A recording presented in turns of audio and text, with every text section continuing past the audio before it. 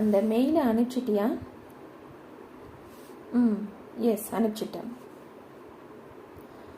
யோசிக்காம ஏன் அனுப்பிச்சேன்? நான் கொஞ்சம் அவசரத்தில் இருந்தேன். ஓகே, இதை நம்ம இங்கிலீஷில் சொல்ல ட்ரை பண்ணலாம். அந்த மெயிலை அனுப்பிச்சிட்டியா? ஸோ ஃபஸ்ட்டு அனுப்பிச்சிட்டியான்னு கேட்கலாம். அதை எப்படி வந்து இங்கிலீஷில் சொல்ல? Did you sent, past tense.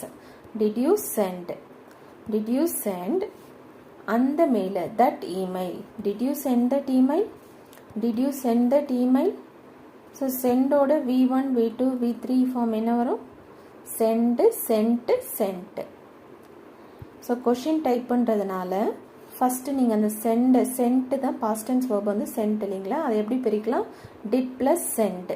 So question type பண்ணுறதுனால அந்த டிட்டு ஃப்ரண்ட்டில் கொண்டு வந்துருங்க. அதுக்கப்புறம் சப்ஜெக்ட் வரணும். அதுக்கப்புறமா பேஸ் வேர்ப் போட்டுக்குங்க, V1 வேர்ப் போட்டுக்குங்க. Did you send that email? Sent, SENT. அதை எப்படி பிரிக்கலாம்? Did plus send.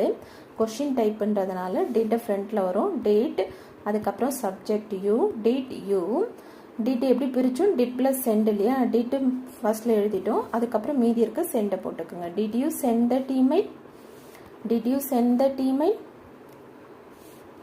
எஸ், நான் அனுப்பிச்சிட்டேன். எஸ், ஐ சென்ட்னு சொல்லலாம், SENT இல்லையா?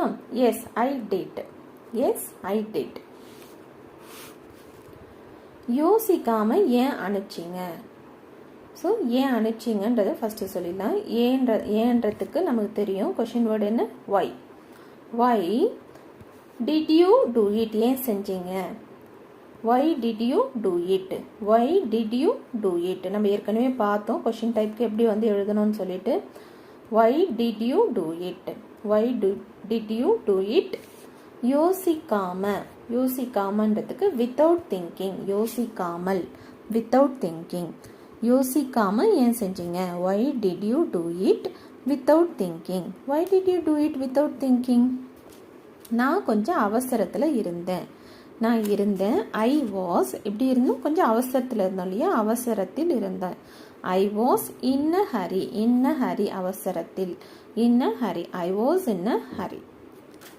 ஓகே, இந்த ஃபுல் கான்வர்சேஷனை இங்கிலீஷில் சொல்ல ட்ரை பண்ணலாம். Did you send that email? Yes, I did. Why did you do it without thinking?